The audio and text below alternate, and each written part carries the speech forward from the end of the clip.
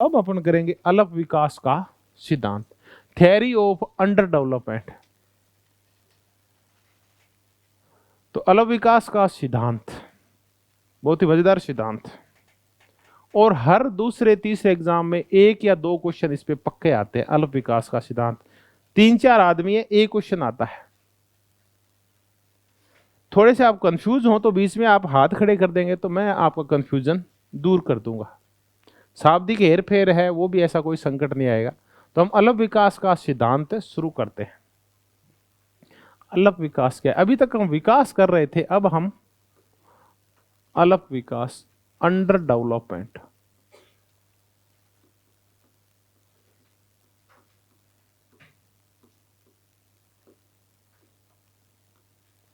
अल्प विकास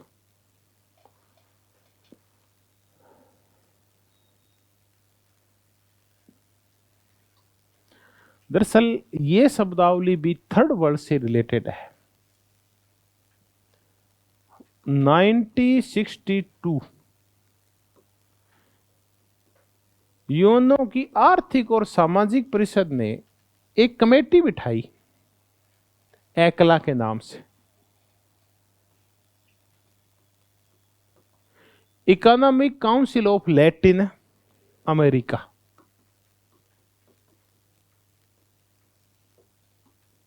कि आप ये बताइए कि ये लैटिन अमेरिका है ना, इसको कितने साल हो गए स्वतंत्र हुए? 1821 तक आते आते तो ये अधिकांश देश आजाद हो गए थे लैटिन अमेरिका वाले। स्पेन और पुर्तगाल वालों को अगले 20-30-40 साल में भगा दिया था इन्होंने, लैटिन अमेरिका ने। और उसके बाद किसी भी देश का इनके ऊपर प्रत्यक्ष नियंत्रण नहीं रहा। जैसा कि ब्रिटेन कहां बैठा था, हमारे सिर के ऊपर ही बैठा था और सीधी लूट किया करता था। वैसी लूट नहीं हुई इनकी, सीधी लूट। लगभग ये मान लो 1850 के बाद। अमेरिका का एक राष्ट्रपति था मुनरो। उस मुनरो ने एक नारा दिया था, America for Americans, America America वालों के लिए। तो उसने स्पेन, पुर्तगाल और बाकी जो यूरोपीय शक्तियां थी उनको कह दिया कि अब आप रवानगी ले लो। कहां से? अमेरिका से। ये बात है 1821 की। और ये नारा किसने दिया? अमेरिकन राष्ट्रपति मुनरो ने, कि अमेरिका फॉर अमेरिकन्स। तो इसका मतलब 1821 तक आते आते अमेरिका इतना सशक्त हो चुका था, संयुक्त राज्य अमेरिका, कि वो पूरे महाद्वीप के ऊपर अपना दावा करने लगा था कि अब इस क्षेत्र में यूरोपीय शक्तियां नहीं दिखाई देगी, अब ये तो मेरी दादागिरी का क्षेत्र है। तो लैटिन अमेरिका तभी से धीरे धीरे स्पेन और पुर्तगाल और अन्य यूरोपीय शक्तियों के प्रभाव से मुक्त होने लगा, जिसको अपन दक्षिण अमेरिका और कैरेबियन खाड़ी के देश बोलते हैं, उनको लैटिन अमेरिका बोलते हैं अपन। ये ब्राजील, उरुग्वे, पराग्वे जो भी है, अर्जेंटीना, चिली। तो उसके बावजूद इन देशों में ग्रोथ नहीं हुई। मेजी का संविधान आया था 1867 के आसपास जापान में, और देखते देखते जापान महाशक्ति बन गया था। 1905 में रूस को हरा दिया था। 1931-32 तक आते थे, मंचूरिया वाले युद्ध में चीन के घुटने टिकवा दिए थे उसने। तो ये देश यहां तक पहुंच गया थोड़े टाइम में। तो ये ब्राजील और अर्जेंटीना ये ग्रोथ क्यों नहीं कर पाए? इस चीज की रिसर्च करने के लिए कौन सी कमेटी बिठाई गई थी? एकला।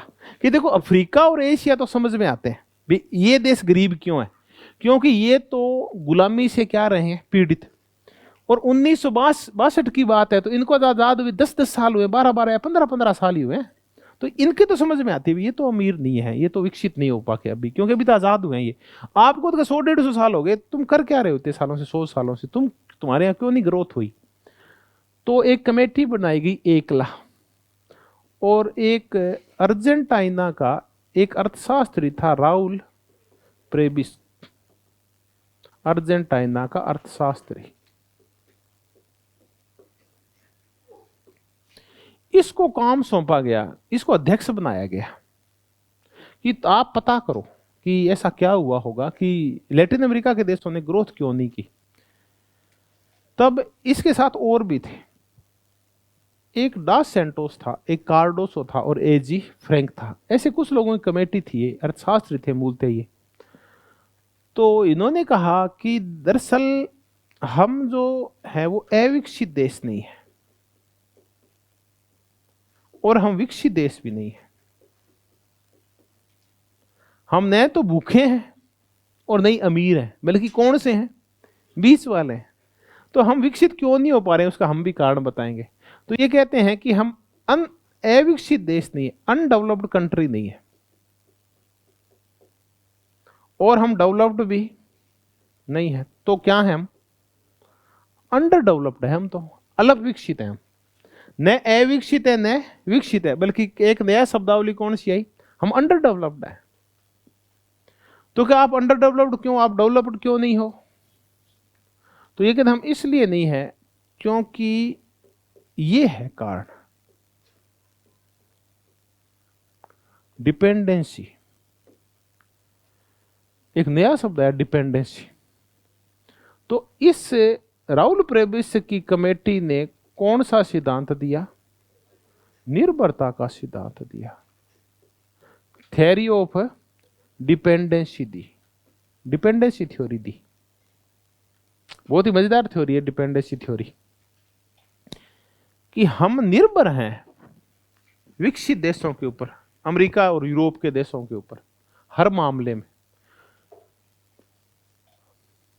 कि हम पेरीफेरी हैं और विकसित देश बीच के क्या हैं? सेंटर है। हर काम के लिए सेंटर का क्या लगाते हैं? हम चक्कर लगाते हैं। और ये सेंटर चूंकि हम चक्कर लगाते हैं, जरूरत हमें है, तो हमारी जरूरतों का नाजायज फायदा उठाकर हमारा क्या करता है? ये शोषण कर रहा है।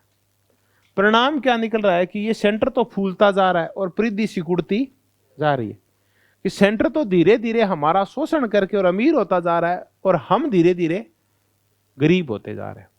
हमारा ये ग्रोथ नहीं होने दे रहा, कि ग्रोथ उन देशों के होते हैं जो पूंजी और तकनीक के मामले में आत्मनिर्भर होते हैं, खुद की पूंजी और खुद की टेक्निक।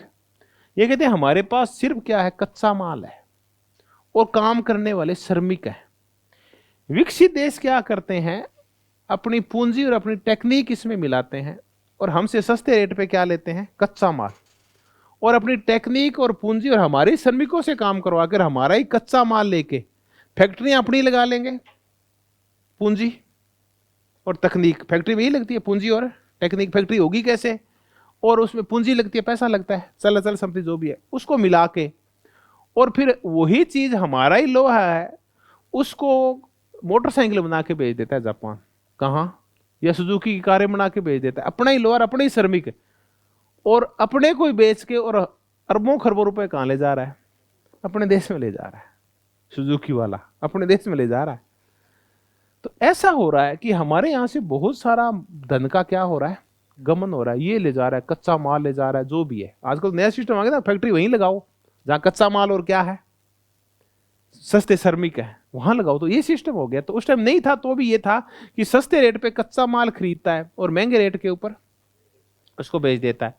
फिर जो कमाता है वो अपने देश में ले जाता है। 100 रुपए का 100 लोहा लेगा तो 1000 रुपए का मोटरसाइकिल बेचेगा, 900 रुपए फायदा उठा लेता है।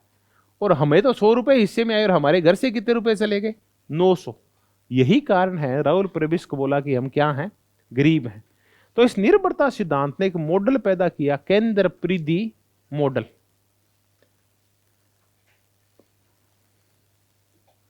केंद्र परिधि मॉडल।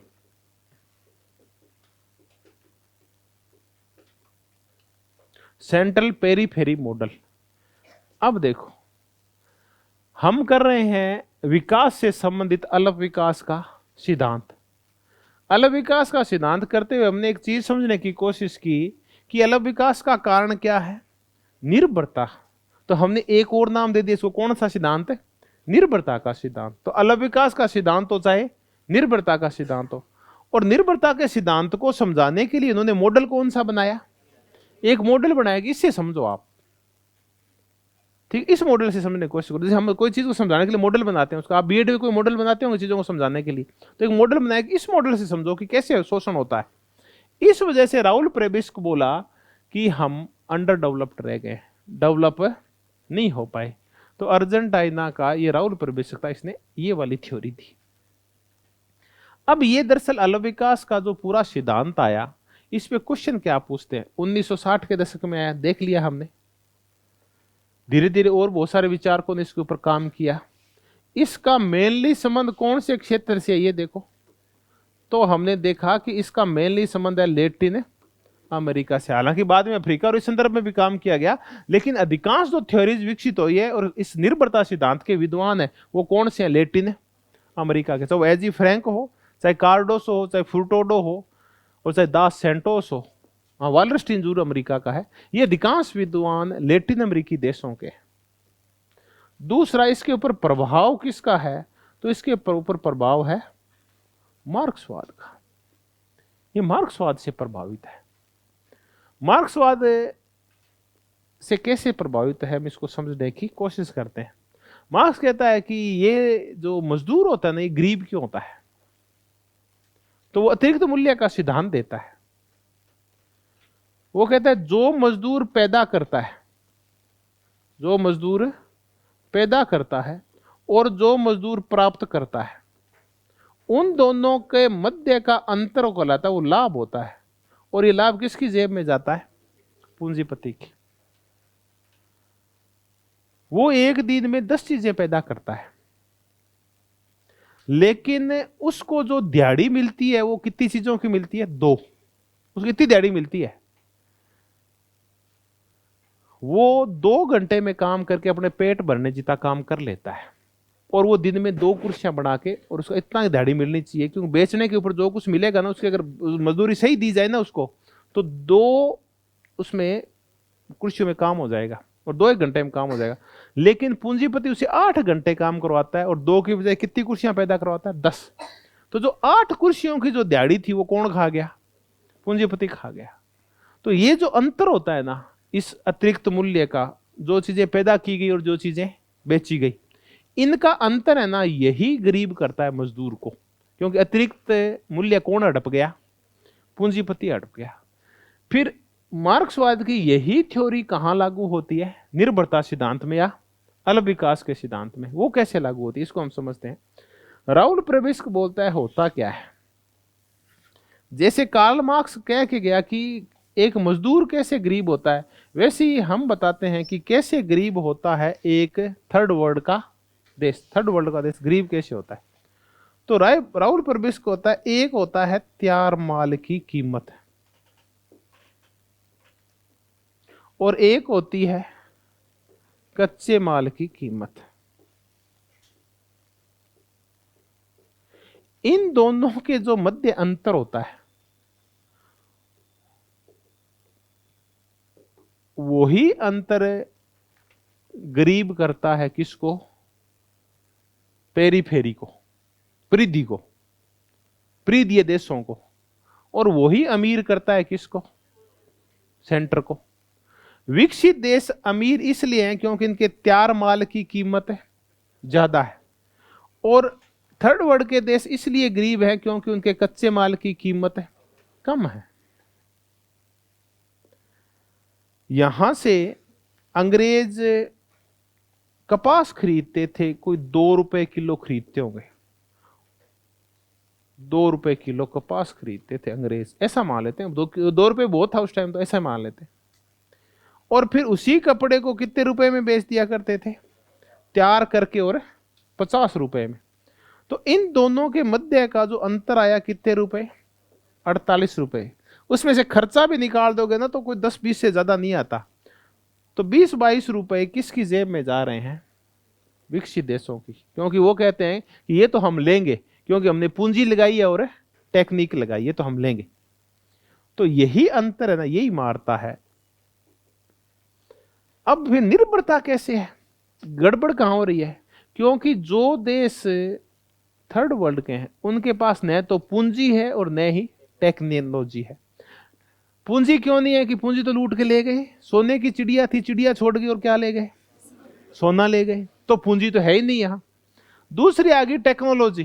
टेक्नोलॉजी तो तब आए ना जब यहाँ शिक्षा हो, या इंजीनियरिंग की शिक्षा हो, आईआईटी की शिक्षा हो, आईटीआई की शिक्षा हो, मेडिकल की शिक्षाएं हो, तब तो आए यहाँ टेक्नोलॉजी। तो शिक्षा पे भी हम इतना खर्च नहीं कर सकते कि लोगों को पढ़ा लिखा के इतना ज्यादा विद्वान और इंजीनियर बना दें, वैज्ञानिक बना दें कि बाकी बातें की इनोवेशन हो या और नई नई हम टेक्नोलॉजी डेवलप करें। टेक्नोलॉजी डेवलप करने के लिए भी क्या चाहिए? पैसा चाहिए आपको। अगर प्रयोग करने हैं भांति भांति की गाड़ियां बनानी तो पैसा तो चाहिए ना आपको, तो वो तो है ही नहीं। तो न यहाँ टेक्निक है और न ही यहाँ पूंजी है। इसलिए हम किसका मुंह देखते रहते हैं? विदेशों का मुंह देखते रहते हैं, विकसित देशों का मुंह देखते रहते हैं। तो वो जब हम उनका मुंह देखते तो मुंह दिखाई ले लेते हैं वो।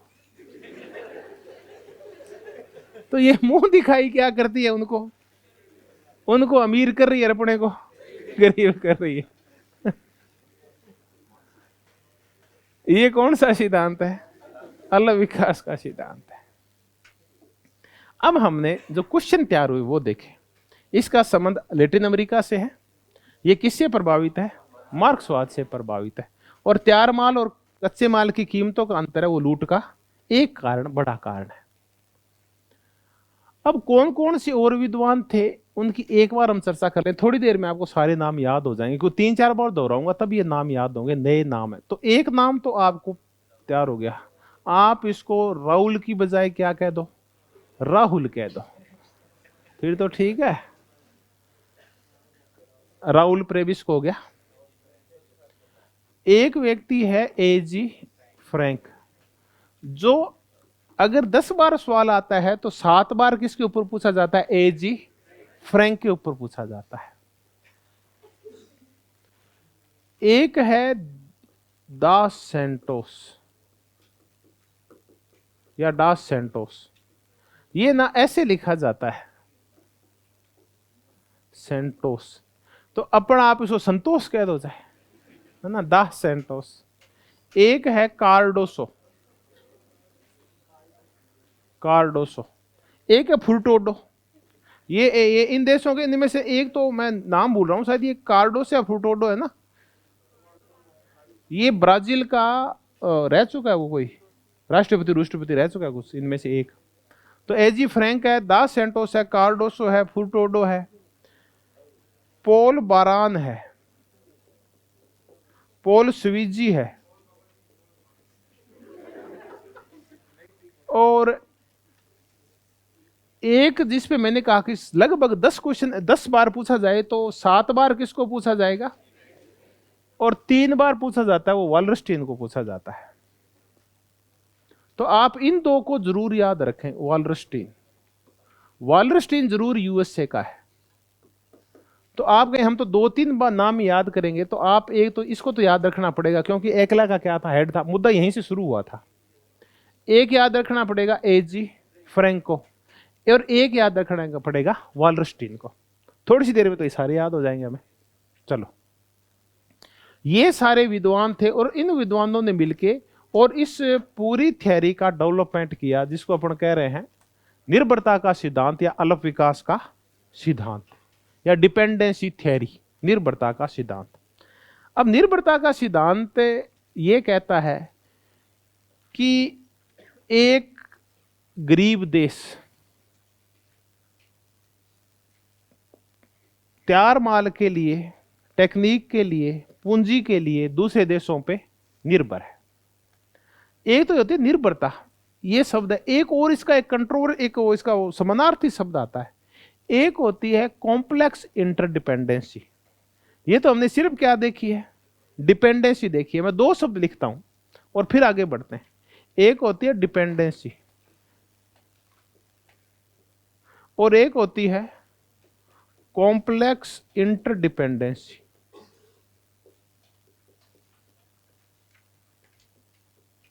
देखिए, इन दोनों शब्दों में फर्क है। ये है निर्भरता।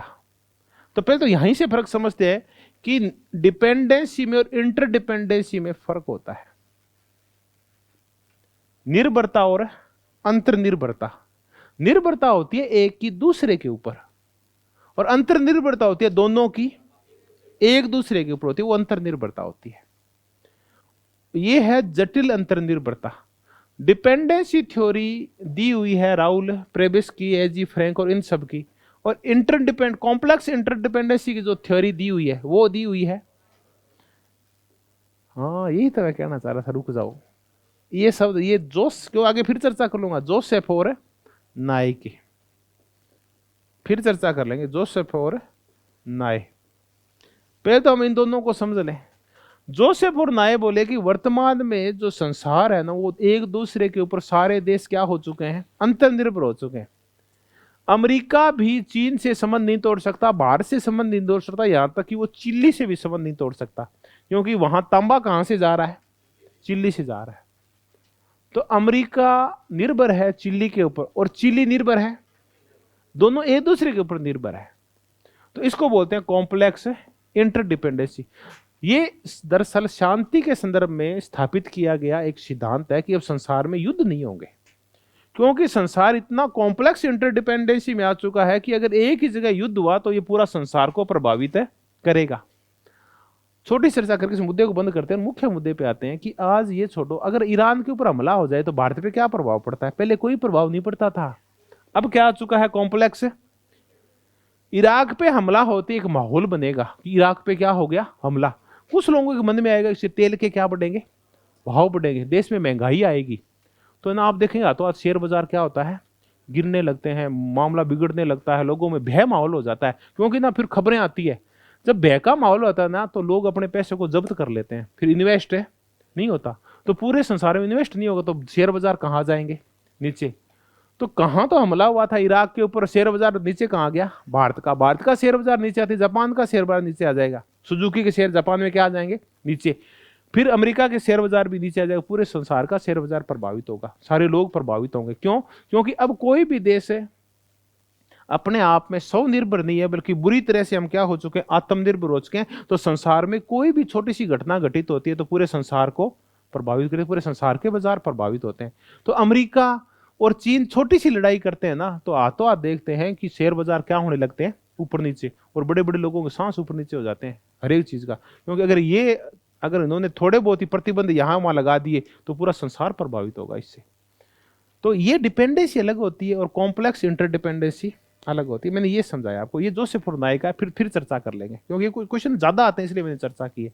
तो मैंने कहा अपन कितने नाम याद रखें, राहुल प्रिविस का, एजी, फ्रैंक का और वॉलरस्टीन का।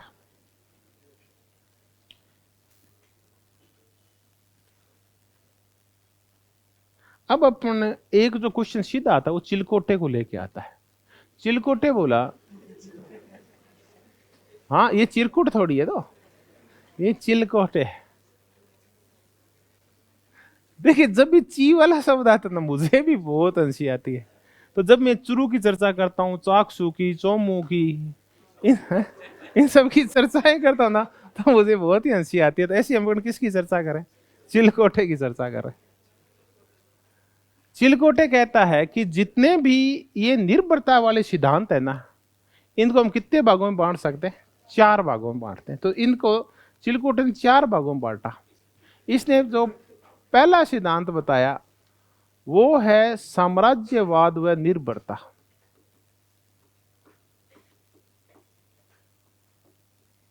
और ये वो कहता है, ये सिद्धांत किसका है, लेनिन का। अभी हम देख रहे थे कि दरअसल निर्भरता सिद्धांत बहुत ज्यादा प्रभावित है कौन से विचारकों से, मार्क्सवादियों से प्रभावित है, साम्राज्यवाद व निर्भरता। दूसरा है, ये याद रखना, अल्प विकास का मॉडल, या अल्प विकास का सिद्धांत कह लो। अल्प विकास का मॉडल इतना ही लिखा आएगा, ये है एजी फ्रैंक का। अब एक बार यहां रोकते हैं काम को, इनको समझते हैं, पहले थोड़ा सा समझेंगे। लेनिन की एक पुस्तक है, हाँ, imperialism the highest age of capitalism.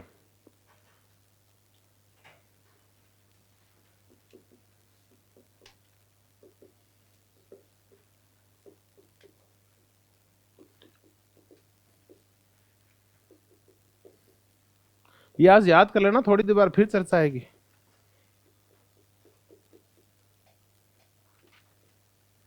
साम्राज्यवाद पूंजीवाद की उच्चतम अवस्था, imperialism the highest age of capitalism. तो जो थर्ड वर्ल्ड का मूल कारण है शोषण का, वो क्या है, इंपीरियलिज्म है। साम्राज्यवाद पहुंच गया है भारत के अंदर उपनिवेशवाद के रूप में, और इसने भारत का भारी मात्रा में क्या किया है, शोषण किया है। अब बताओ ये फिर निर्भरता वाला सिद्धांत कैसे आ गया भारत के अंदर। अब मैंने उदाहरण दिया वैसे आपको, ये ललित उदाहरण नहीं दे रहा भारत का, मैं तो ये कह रहा हूं कि ये साम्राज्यवाद के सिद्धांत में थर्ड वर्ल्ड में भारत की चर्चा कर ले अपन, तो क्या हुआ भारत के साथ? हुआ क्या? कच्चा माल कौन ले गए? ब्रिटेन ले गया, और बेचा क्या यहाँ? तैयार माल। परिणाम क्या निकला कि यहाँ के जो बुनकर थे ना, वो बर्बाद हो गए सारे, क्योंकि कपड़ा सस्ता, कपड़ा मशीनों से बनता है, वो कहाँ से आ रहा है? ब्रिटेन से। यहाँ से मन मर्जी के रेट के ऊपर वो क्या खरीद रहे हैं? कपास खरीद रहे हैं, क्योंकि कपास के अब सिर्फ खरीदार कौन हो गया है? एक। पहले तो बुनकर खरीदा करते थे, भारत में बहुत प्रकार के सेठ थे जो बुनकरों के लिए खरीदते थे, अब तो ईस्ट इंडिया कंपनी खरीदेगी एक ही, दूसरा कोई खरीदार ही नहीं बचा। तो अब मन मर्जी का कच्चा माल देंगे रेट, और मन मर्जी के ऊपर वो तैयार माल बेचेंगे। निकलिए पेपर आज ही बांटेगा, जाएगा क्या? बाद में बांट देगा, ठीक है, यहीं रहना वरना कम हो जाएंगे पेपर। तो इसी वजह से भारत का क्या हुआ था, हमने देखा शोषण हुआ था। भारत इसलिए गरीब है। ये तो लेनिन का साम्राज्यवाद का सिद्धांत था। साम्राज्यवाद और निर्भरता किसकी है? लेनिन की। अलग विकास का मॉडल किसका है? एजी फ्रैंक का। अब पहले एजी फ्रैंक का अलग विकास का मॉडल समझ लेते हैं कि वो क्या है। वो वैसे ही वही है। इस अलग विकास के मॉडल को हम एक सिद्धांत और बोलते हैं, वो है ध्रुवीय सिद्धांत, पोल theory.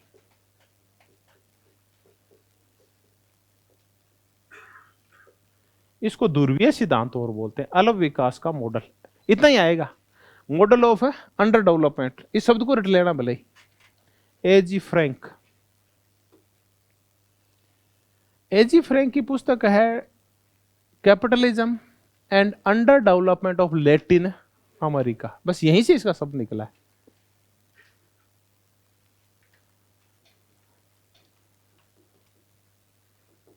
Capitalism and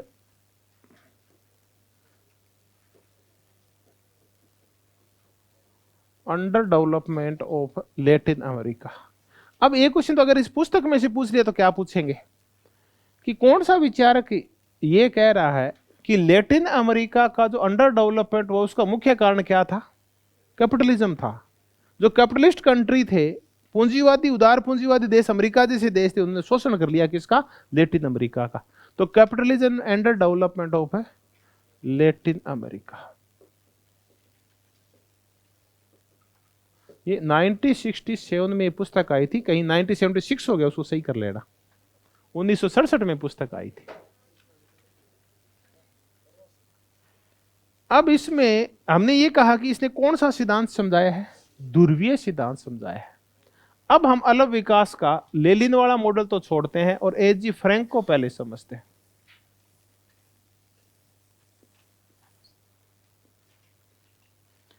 AG Frank कहता है कि एक होते हैं मेट्रोपोल्स,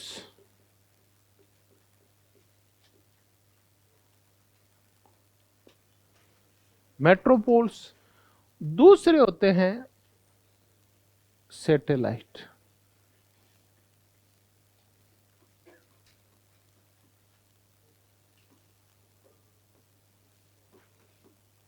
सैटेलाइट, मेट्रोपोल्स बीच में होते हैं, और सैटेलाइट क्या होते हैं बताओ? जो चक्कर लगाते हैं ना, उसको सैटेलाइट बोलते हैं अपन। तो यहां भी है ना, इस कक्षा में कई मेट्रोपोल्स हैं और कुछ क्या बैठे हैं? सैटेलाइट्स बैठे है ना। कई तो ना रेस देते हैं, कई जो सैटेलाइट होते हैं ना ऐसे गुर्र गुर्र करते हैं, है ना, और वो स्टंट भी मारते हैं। तो ऐसा ही ना मैंने देखा कि ये आखिर ये जो सैटेलाइट स्टंट क्यों मारते हैं? ये गुर्र से आगे से, स्कूटी के आगे से, मोटरसाइकिल ऐसे ऐसे करके क्यों निकालते हैं? तो फिर मैंने ऐसे पूरा ध्यान से देखा तो मुझे फिर वो मेरी थर्ड आई ने बताया कि दरअसल ये इस प्रजाति के नहीं है, इनका पुनर्जन्म हुआ है। ये पिछले जन्म में सांप थे, नाग थे ये, और इनकी नागिन को किसी ने मार दिया था, तो ये दरअसल उसको ढूंढने के लिए जा रहे हैं। तब मुझे पता चला इनका ये नाग है पिछले जन्म के। तो हमने कौन से कंट्रीज की चर्चा की?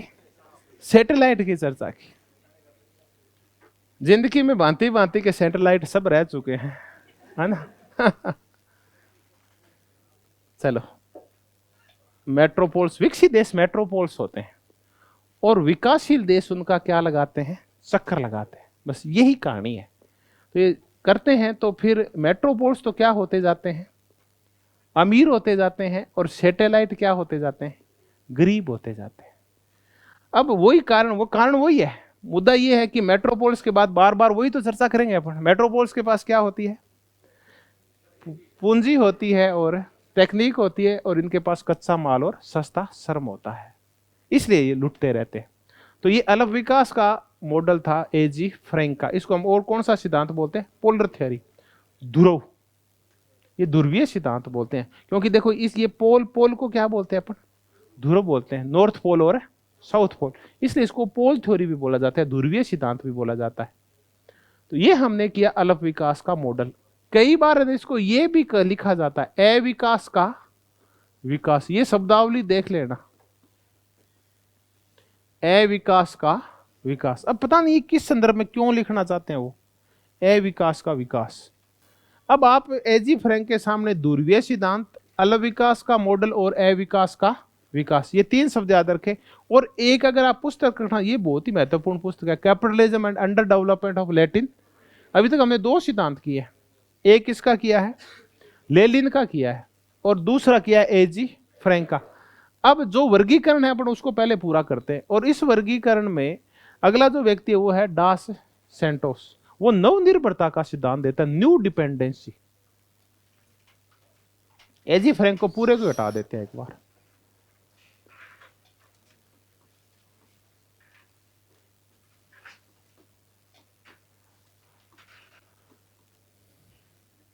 तो हम चर्चा कर चुके हैं लेनिन की, हम चर्चा कर चुके हैं एजी फ्रैंक की, अब हम चर्चा करेंगे डास सेंटोस की।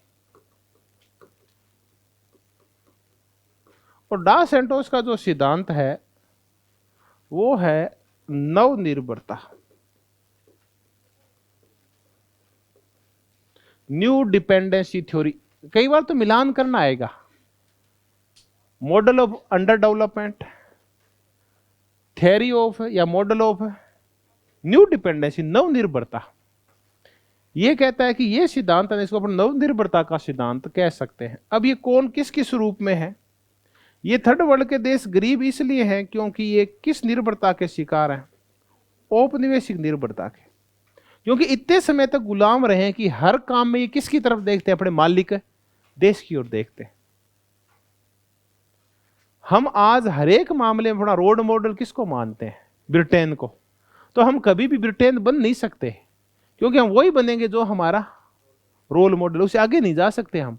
तो जो हम औपनिवेशिक का मुंह देखने की हमें आदत पड़ी, उनको श्रेष्ठ मानने की हमें जो आदत पड़ी है ना, इसलिए जो इंग्लिश बोलते हैं ये सारा कौन, एक कारण तो ये है औपनिवेशिक निर्भरता जिसको हम बोलते हैं। फिर एक है तकनीकी निर्भरता कि हमारे पास टेक्निक नहीं है, और एक है औद्योगिक या प्रौद्योगिकी, एक तो इंडस्ट्री और दूसरी टेक्निक। टेक्निक जरूरी इंडस्ट्री में काम आती हो, उससे संसार में भी काम आती हो, युद्ध में भी काम आती हो, हर जगह काम आती है टेक्निक। तो औपनिवेशिक रूप से जो मानसिक गुलामी है, जो हम हर मामले में टेक्निक कौन से किन से लेते हैं, उनसे। वो थर्ड क्लास टेक्निक देते हैं और मनमर्जी की रेट के ऊपर देते हैं। अब यहाँ जो सारे हथियार रूस में फैल हो गए ना, तो अब वो हथियार किसको दिए जा रहे हैं, भारत को। आपने देखा होगा भारत ना ये जो शिप्स खरीदता है बड़ी बड़ी, उनको क्या बोलते हैं, ये ना सेकंड हैंड लेता है, फिर यहाँ के उनके ना बेल्टिंग करवाता है उनके, और वो भी मनमर्जी के रेट पे बेचते हैं ये देश से। और तीसरा कौन सी निर्भरता, औद्योगिक निर्भरता। तो ये है नवनिर्भरता। आप ये भूल जाएं, जरूरी ये है कि डास सेंटोस ने कौन सी निर्भरता दी, ये न्यू डिपेंडेंसी थ्योरी है। अब एक कार्डोसो की ओर है। कार्डोसो ने पुस्तक लिखी development and under development.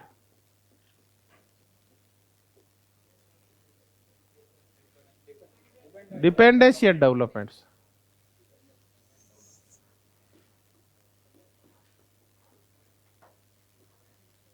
Dependency and development.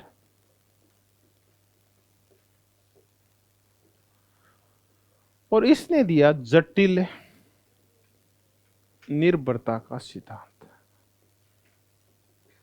अब तीन चीजें फिर ले लेंगे अपन। जटिल निर्भरता का सिद्धांत, कॉम्प्लेक्स डिपेंडेंसी थ्योरी, ये है कार्डोसो की, कि हम है ना इनके ऊपर इतने निर्भर हो चुके हैं कि इसका कोई अब इलाज भी नहीं है, कोई इलाज नहीं है।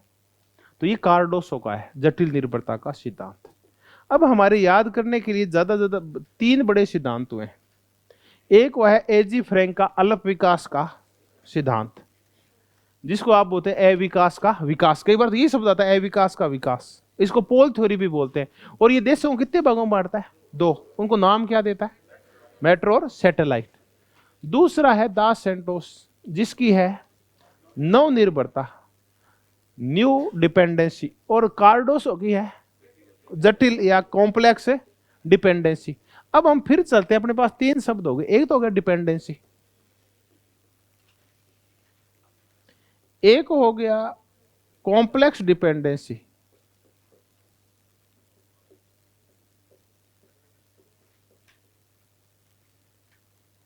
और एक हो गया कॉम्प्लेक्स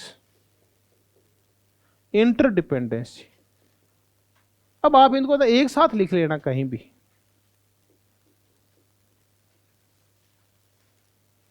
डिपेंडेंसी तो है ही, अभी देखा इन सब की है। कॉम्प्लेक्स डिपेंडेंसी किसकी है? कार्डोसो की। और कॉम्प्लेक्स इंटरडिपेंडेंसी जोसेफ और नाय, जोसेफ एंड नाय, दो विचार का है वो। अरे कोहेन और जोसेफ नाय यार, सॉरी, जीए कोहेन और जोसेफ नाय, मैं भाई गलती कर रहा हूं।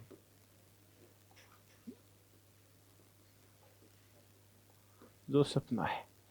खैर जब ये करेंगे ना इंटरनेशनल पॉलिसी, खूब चर्चा होगी नाय के ऊपर, कोहेन के ऊपर। कोहेन और जोसेफ नाय, तो ये तीन शब्द इनको एक साथ लिखें तो याद हो जाएंगे आप। ये तो हमने वो वर्गीकरण किया जो कौन करके गया था? चिलकोटे करके गया था। अब एक दो विचारकों को और करते हैं,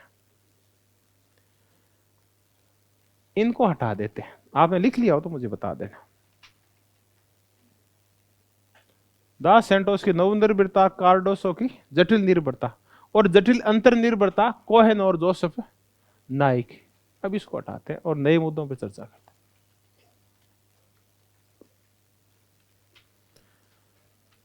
अभी अपने पास दो विचारक और हैं। एक है राउल प्रेबिस्क और पीटर सिंगर। अरस सिंगर है पर पीटर सिंगर है, अरस सिंगर है शायद, जो भी एक इस नाम से है। ये ब्रिटिश अर्थशास्त्री है कोई सिंगर। तो प्रेबिस्क सिंगर थीसिस चलती है एक। कौन सा सिंगर है देखना, ये है हंस है। अरस क्या है? यहां तक आते आते ना अब मेरे को पीनी पड़ेगी ना, वो फिर तो ठंडी हो जाएगी। प्रेबिस्क और हर्ष सिंगर, प्रेबिस्क सिंगर थीसिस।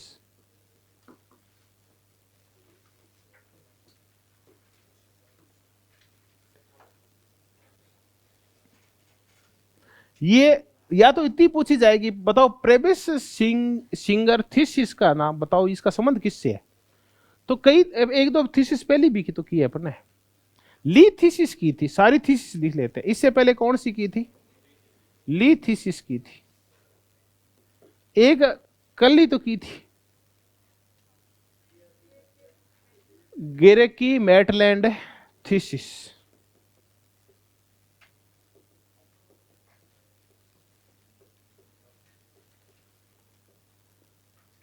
ये तो आपके ताजा ताजा किए तो आपको याद है, गेरकी मैटलैंड थीसिस। ये तो संप्रभुता वाली थीसिस है, जिसमें वो ये कहता है कि समुदायों का अलग वैधानिक व्यक्तित्व होता है, उनकी इच्छाएं होती है। ली थीसिस, ली कुआन यू जो कि सिंगापुर का राष्ट्रपति था, उसने ये थीसिस दी थी कि लोकतांत्रिक देश है ना, वो धीमी प्रोग्रेस करते हैं। आर्थिक प्रोग्रेस वहां क्या होती है? धीमी होती है लोकतांत्रिक देशों में। और अब हम कर रहे हैं प्रेबिस्क सिंगर थीसिस। इसका संबंध किस सिद्धांत से है? निर्भरता सिद्धांत से है। और निर्भरता सिद्धांत ने गरीबी का जो मॉडल दिया था वो कौन सा दिया था? केंद्र प्रिदी मॉडल। तो वो राउल प्रेबिस्क है, प्रेबिस्क सिंगर थी, सिंगर ये ब्रिटिश अर्थशास्त्री था कोई, इन दोनों ने मिलकर काम किया। अब एक विचारक और करते हैं जो अफ्रीका का था, समीर अमीन। समीर अमीन, आप समीर अमीन की एक पुस्तक याद कर रख लें, इतना ही पर्याप्त रहेगा। अनइक्वल डेवलपमेंट, असमान विकास। अब हम देखते हैं कि असमान विकास का मूल कारण क्या है। अनइक्वल डेवलपमेंट, कुछ देश है ना बहुत ज्यादा प्रोग्रेस कर गए और कुछ देश प्रोग्रेस नहीं कर पाए, तो विकास है ना असमान है, कुछ विकसित है और कुछ है विकासशील है। तो ये अमीर और गरीब देश क्यों है, तो ये कहता है इसका कारण है असमान विनिमय। फिर देखते हैं असमान विनिमय को करेंगे तो अनइक्वल एक्सचेंज।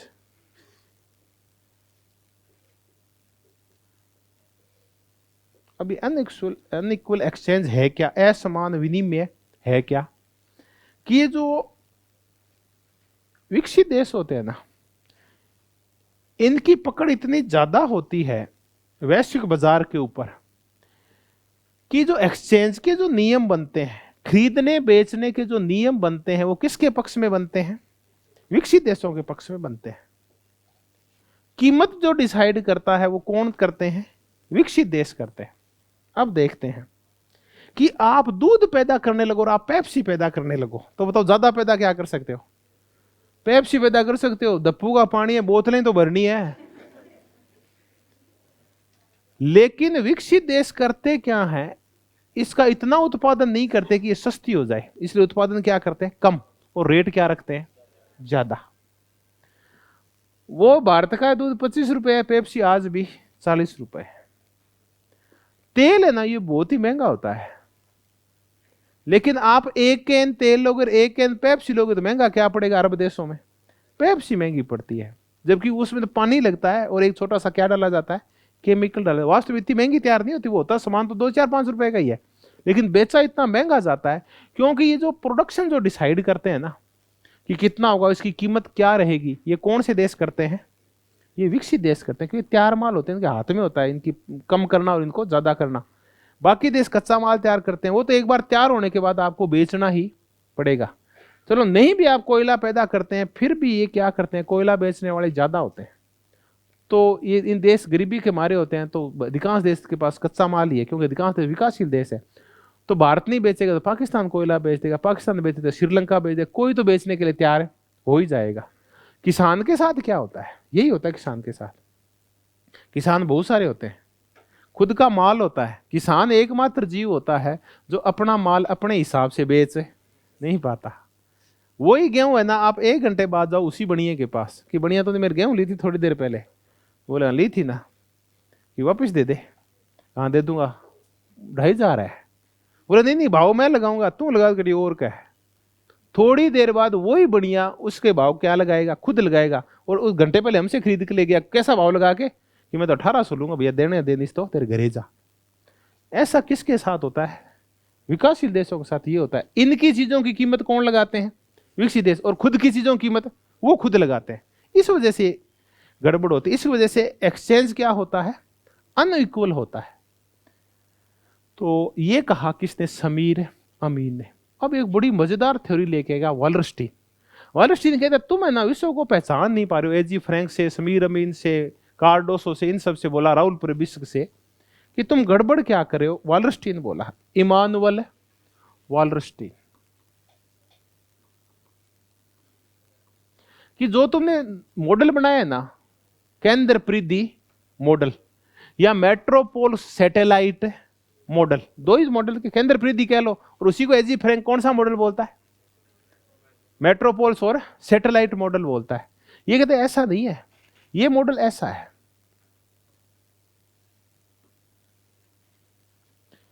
सेंटर में जो बैठे हैं ना, वो उनको कोर बोलता है, क्योंकि पृथ्वी में अंदर जाते जाते तो अंदर क्या आता है, कोर आता है, कि जो बीच में बैठे हैं वो कोर है। यहां बैठे हैं ना, ये क्वासी पेरीफेरी है, अर्ध परिधि है। अर्धपरिधि। और बाहर के देश कौन से हैं? ये परिधि है। तो देखो एक क्वेश्चन तो सीधा ही आया कि जो इसको ना आप इंग्लिश वाले बताओ, इसको हाफ पेरीफेरी बोलेंगे क्वासी पेरीफेरी बोलेंगे? क्वासी पेरीफेरी, ठीक है। ये जो अर्धपरिधि है ये एक नया कंसेप्ट दिया किसने? इमानुअल वालरस्टीन ने। तो एक तो इसका ये याद रखना पड़ेगा कि अर्धपरिधि का सिद्धांत किसका है। तो आपको शब्दावली आएगी और उससे क्या करना होगा? मिलान करना होगा। अर्धपरिधि, एक मजेदार क्वेश्चन तैयार कर लिया वालरस्टीन की अर्धपरिधि। अभी तक तो दो ही कर रहे थे, सेंटर और पेरीफेरी, केंद्र और परिधि दो ही कर रहे थे। अब मैथ तो सबका पढ़ा, केंद्र परिधि समझ में आते हैं ना। हम ये पढ़ा करते प्रकार रखते हैं तो बीच में वो तिखी सी रखते थे, वो क्या था? सेंटर। और बाहर जो उसकी रेखा खींचते थे वो परिधि हुआ करती। टायर के बीच में जो एक्सल लगा होता है वो केंद्र होता है और बाकी का बाहर का टायर उसकी परिधि होता है। अब कईयों के समय के गुरुजी नथ के हुआ है, नथ परिधि होती है उसमें सेंटर है नहीं होता। हर एक चीज की व्याख्या चाहिए आपको ना। ये थी कौन सी? अर्धपरिधि। इसकी अवधारणा किसने दी? एक तो ये याद रखे वालरस्टीन के मामले। एक और कंसेप्ट है वालरस्टीन का, आगे चलते हैं। इसका जो मॉडल है ना उसका बड़ा जोरदार नाम है विश्व व्यवस्था मॉडल। ये पूछते हैं सीधा ही, क्योंकि आगे जाके ना ये करेंगे ना जब वर्ल्ड पॉलिटिक्स, तब ये शब्द फिर काम आएंगे, इसलिए ध्यान से कर लेना आज घर पे जाके। विश्व व्यवस्था मॉडल, वर्ल्ड सिस्टम मॉडल। अब पहले तो इस शब्द को समझते हैं, विश्व व्यवस्था क्या होती है। दरअसल वालरस्टीन एक गड़बड़ कर रहा है। वालरस्टीन ने वर्ल्ड इकोनॉमी मॉडल को क्या नाम दे रहा है?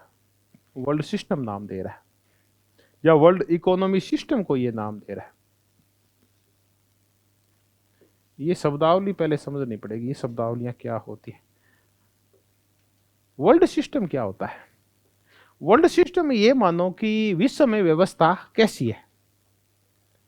तो विश्व में व्यवस्था कैसी है, तो अपने ना एक पंचायत लेते हैं जहां की ना समस्या का समाधान हो रहा है। आप ये देखो कि कितने लोग तो सामने बैठे हैं और कितने लोग ऊपर चौकी ऊपर बैठे हैं जो पंचायती कर रहे हैं। एक व्यवस्था है। विश्व में व्यवस्थाएं कैसी थी?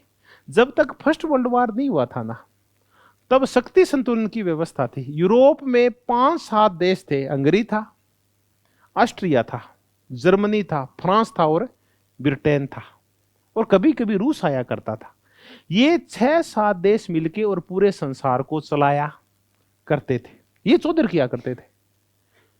फिर क्या हुआ कि फर्स्ट वर्ल्ड वॉर हो गया।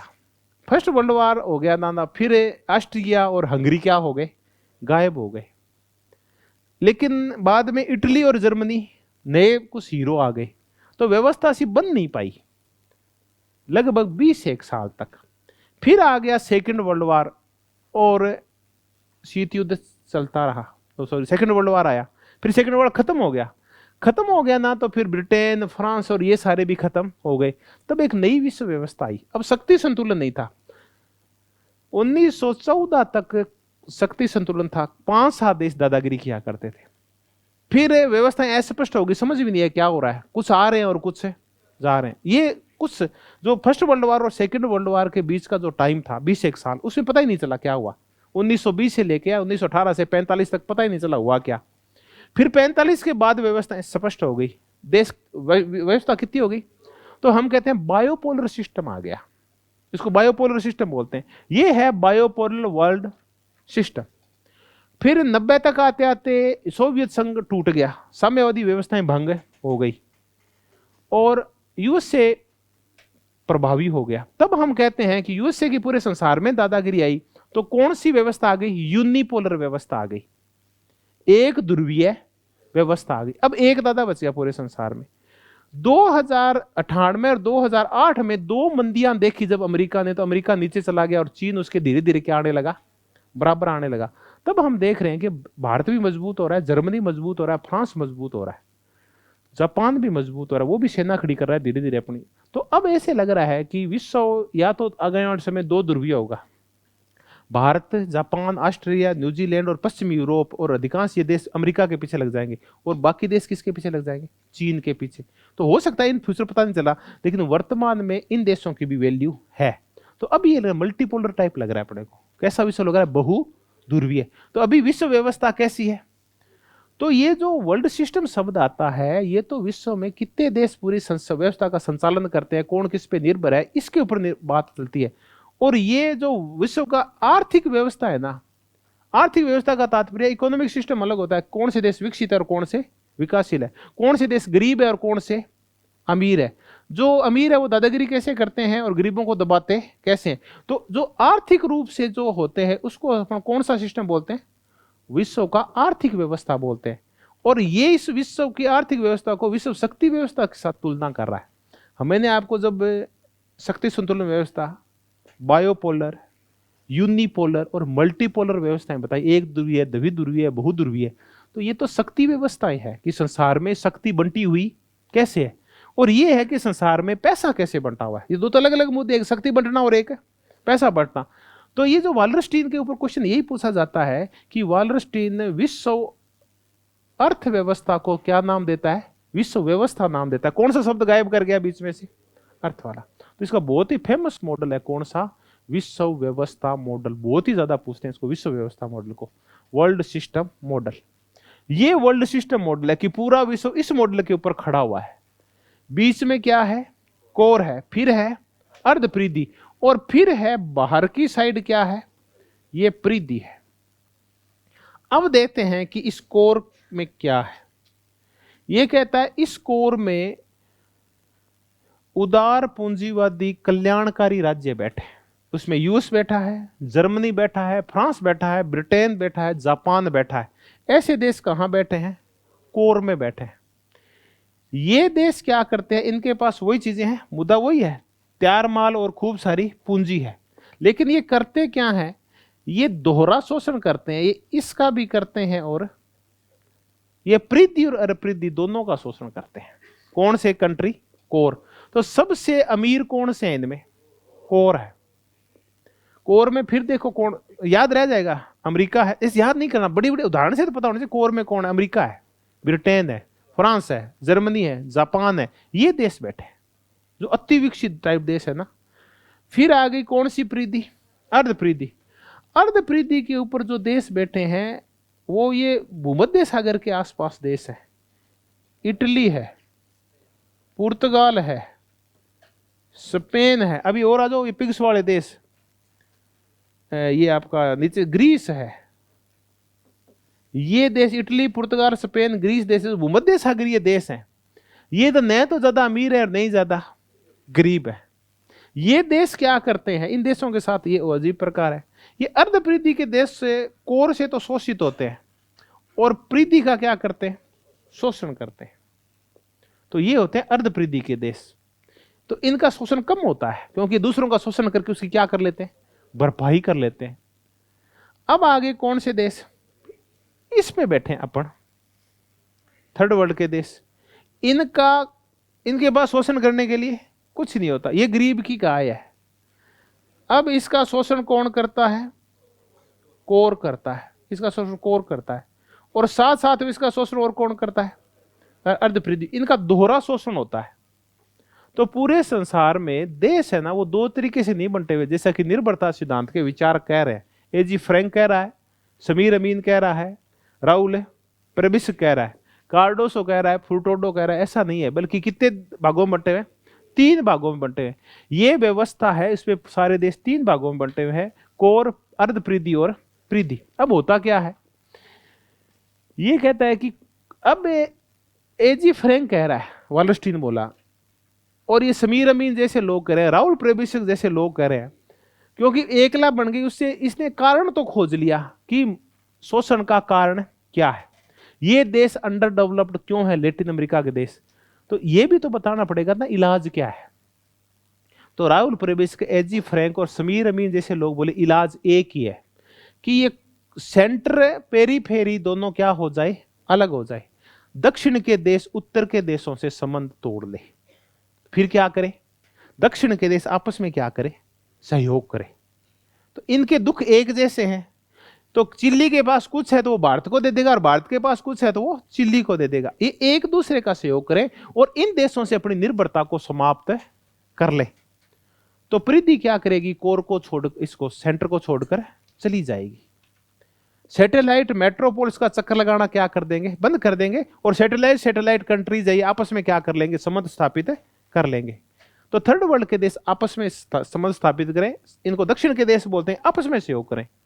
वालस्टीन बोला ऐसा नहीं होगा, ये व्यवस्था है दरअसल, और व्यवस्था के ये अंग है भांति भांति के, कोई भी इस अंग से अलग है, व्यवस्था से कोई अलग नहीं हो सकता। ये शरीर एक व्यवस्था है, आप हाथ को अलग करके देख लो, हार्ट को अलग करके देख लो, खून को अलग करके देख लो, ये सब उसमें जुड़े हुए हैं, और इतने जुड़े हुए हैं कि यूएसएसआर तक अपने आप को अलग है नहीं कर सकता इस व्यवस्था से। यहां तक कि ईरान में जो क्रांति हुई, उदाहरण देता है कि यूएसएसआर और ईरान में जो नई क्रांति हुई 1979 के अंदर, धार्मिक क्रांति, अयतुल्ला खुमैनी की क्रांति, वो भी विभिन्न संबंध तोड़ सकता है देशों से, लेकिन आर्थिक संबंध तोड़ है, क्योंकि आप इस व्यवस्था से बंधे हुए हो। और इस व्यवस्था के कितने पार्ट है, 3। तो ये कह रहे हैं ना कि हम कौन सा पार्ट छोड़ देंगे, पृथ्वी वाला। तो पृथ्वी वाला पार्ट छोड़ के देख दो, न तो पूंजी मिलेगी और न ही तकनीक मिलेगी। हम छोटा सा उदाहरण देखते हैं आज वर्तमान में, मैं समझाना चाहूं तो उत्तरी कोरिया के हालात क्या है। दरअसल वहां आयरन कर्टेन आ रखा है, लोहे का पर्दा आ रखा है, इसलिए उत्तरी कोरिया की खबरें क्या नहीं आ रही, वहां लाखों लोग भूख से मर रहे हैं आज। व्यवस्थाएं पूरी क्या हो रखी है, अंदर ही अंदर स्पॉइल हो रखी है, लेकिन वो आदमी उन खबरों को कहां नहीं आने दे रहा, बाहर नहीं आने दे रहा। तो अगर प्रीति वो है जो किसको छोड़ के चला गया, कोर अर्ध प्रीतियों को छोड़ के चला गया और अकेला रह गया, तो अकेला रह गया तो क्या मर रहा है, भूख मर रहा है। नहीं तो उसके पास टेक्नोलॉजी है, नहीं उसके पास पूंजी है। ये तो चीन है जो उसको गेहूं दे देता है, इसलिए काम चल रहा है, वरना कब का ही भूख मर चुका होता उत्तर कोरिया। बहुत जल्दी आप देखेंगे उत्तर कोरिया में विस्फोट हो जाएगा 5-7-10 साल में। लोग जब मरने लगेंगे तो क्या कर देंगे, वो क्रांति कर देंगे। रूस में हुई ना क्रांति, तभी तो वाला पूर्वी जर्मनी भाग के मिल गई ना दीवार तोड़ के एक दिन, कौन सी में, पश्चिमी जर्मनी में। तो आप, वो कहता है कि आप इस सिस्टम से दूर है, नहीं हो सकते, क्योंकि आप दूर हो गए ना तो फिर आप और ज्यादा गरीब हो जाओगे। अभी तो आपका थोड़ा वो शोषण ही हो रहा है, अगर दूर हो गए तो आप बिल्कुल ही क्या हो जाओगे, खत्म ही हो जाओगे। तो आप इस सिस्टम को छोड़ नहीं सकते। कौन कह रहा है, वालस्टीन, कि पृथ्वी की मजबूरी है कि वो किससे जुड़ के रहे, अर्ध पृथ्वी और कोर से। ये इंडिपेंडेंट और आपसी संबंधों से इसका कल्याण नहीं होगा, ये तो रहना ही पड़ेगा यहाँ।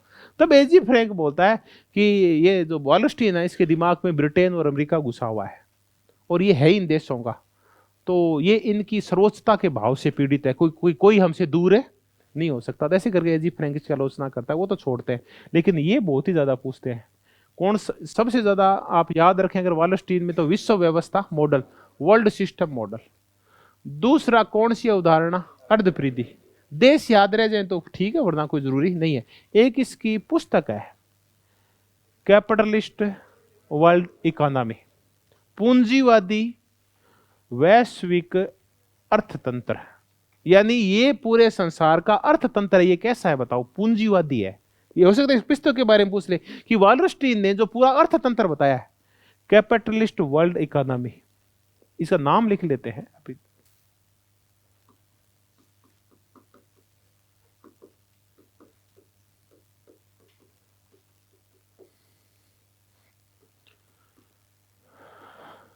कि पूरी विश्व की व्यवस्था कैसी है, पूंजीवादी, और ये पूंजीवादी जाल है पूरा, इससे कोई निकल नहीं सकता। तो ये विश्व व्यवस्था मॉडल किया हमने वालस्टीन का। अब मुद्दे को दोबारा लिए चलते हैं, 3 मिनट में सारा ही दोहरा देंगे।